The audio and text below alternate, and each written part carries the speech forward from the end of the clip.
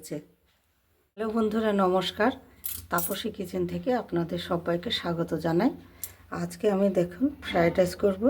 তার জন্য চালটা আগে আমি রান্না করে নিয়েছি, বাসমতি রাইস। এখানে ক্যাপসিকাম, এখানে বিনস কেটে নিয়েছি, এখানে গাজর কেটে নিয়েছি, কয়েকটা লঙ্কা দেবো, লঙ্কাও কেটে নিয়েছি।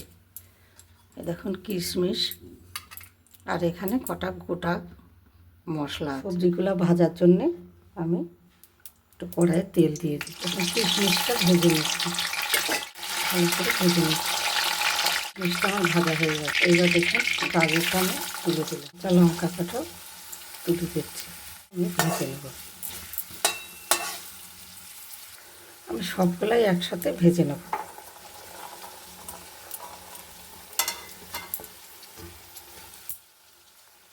সামান্য একটু লবণ দিয়ে দেব, লবণ দিয়ে একটু ভালো করে ভেজে নেব। দইত্রি একটু আমি এরকম করে ছুলে দেখুন আমার ভাজা হয়ে গেছে। এবার তুলে নেব, সুন্দর করে ভাজা হয়ে গেছে।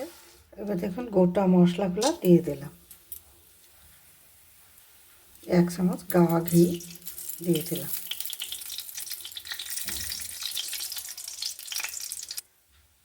এখন এবার ভাতটা তুলে নিচ্ছি।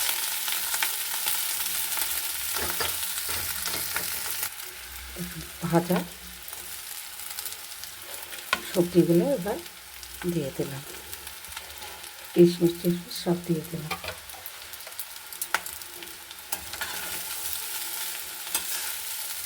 হালকা হাতে আমি এবার নেড়ে দিচ্ছি। আমি 1.5 চামচ মতো চিনি দিয়ে দিলাম। যে জয়িত্রীটা একটু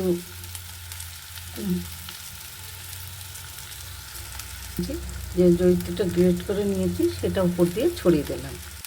আমি 1 চামচ ঘি দিয়ে দিলাম।